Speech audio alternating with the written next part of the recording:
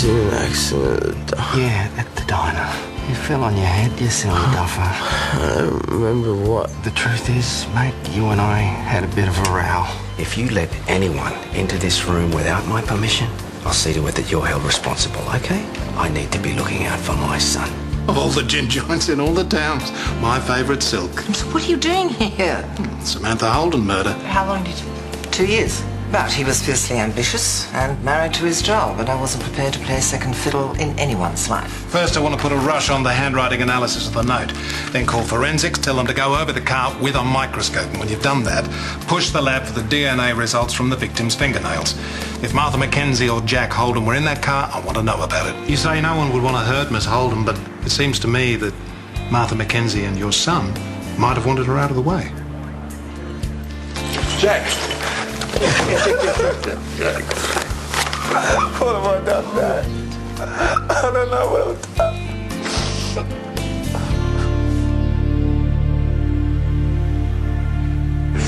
It's my fault. No, Jack, it's okay, man. It's my fault. It's all my fault. It's all right, okay? Jack, please. She said I let her down for the start. It was... Jack. What about Rory? Jack, I need to know how much you've had to drink, okay? Let's sit down. Tony, you have to prepare him for the fact that it's a murder case now. The police are going to question him. He's drunk and he's obviously hasn't slept for a while. Yes, but he's blaming himself for Sam's death. He hasn't been able to be contactable since last night. Jason, he had nothing to do with this. If it's all right with you, I'd really like to take him into hospital. What, you can't keep an eye on him here? He's severely dehydrated. I'm worried about his state of mind. I want to keep him sedated and under observation. The stress is... He's just at breaking point. I don't know how much more he can take. I heard they faxed through the full autopsy report. Mm-hmm. So, did they confirm the cause of death? She died of an overdose. Short time afterwards, somebody dumped the body in the water. So it is one of Johnny Cooper's mates. Oh, it's a theory. It's more than a theory. She killed their leader, they got access to hard drugs. Motive and means. They'd also want the murder to stand as a warning. They wouldn't try to cover it up.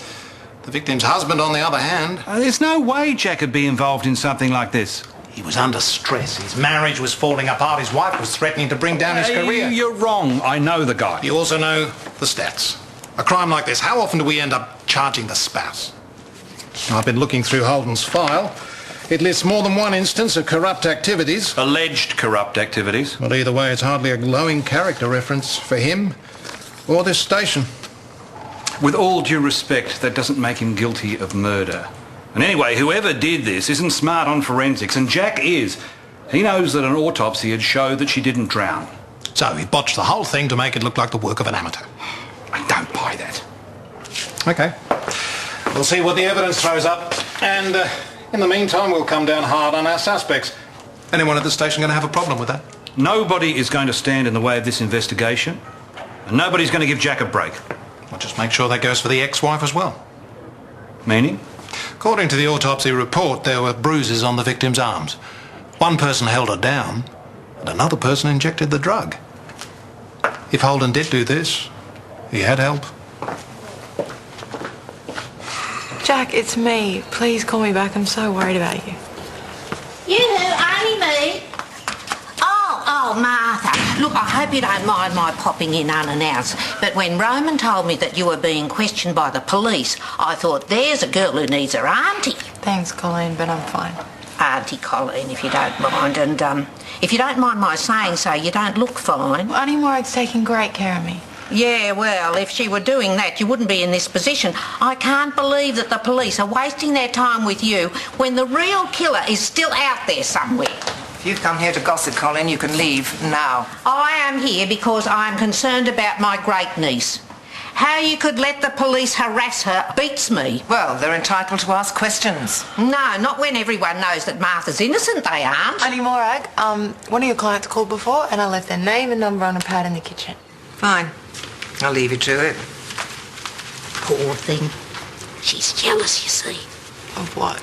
Sharing you with me, but don't worry, I'll take good care of you. Oh, she's worried, that's all, okay? They brought in some detective from the city and he was really hard on me. Ah, well, somebody should go down there and put him in his place. The sedation's kicked in now. He should be able to get some proper rest. Oh, good. And thanks for looking after him when he got home. I didn't really know what else to do. Jazz told me what he was saying when he came in. What have I done? Oh, Jack doesn't know the truth about the way Sam died. He's just blaming himself for not looking after him properly, that's all. That's all that means. Rachel, you know Jack's not capable of this, don't you? I'm just worried what the police are going to think. Well, the police don't need to know what he said. But you are going to tell them that he's here, though, right? What Jack needs now is rest. I don't want him talking to anybody until he's ready. Aren't you worried that might look like he has something to hide, though? Rach, you said that yourself, okay, that he is nearly at breaking point. This Buckton guy gives him the 3rd degree. I should never have left him up there on his own. I should have made sure he came back with me and he wouldn't be under suspicion. But you can't blame yourself. You had no way of knowing this would happen. Well, I still should have taken better care of him. You did everything you could. And you were the first person that he called. He trusts you more than anyone. You know that's not going to change. You are going to help him through this.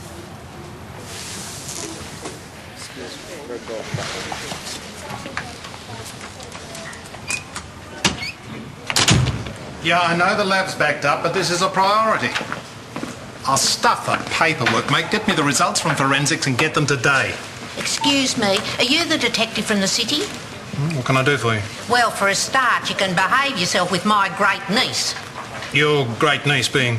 Martha Mackenzie. I'm sorry, I don't mean to be rude, but I don't appreciate the way you're treating her. You're related to Morag Bellingham? We're sisters. Half-sisters. Really? Yeah, well, we're nothing alike, of course, nothing alike at all. For instance, I would never stand back and allow you to harass Martha. And if you think I would, you're in for a nasty surprise.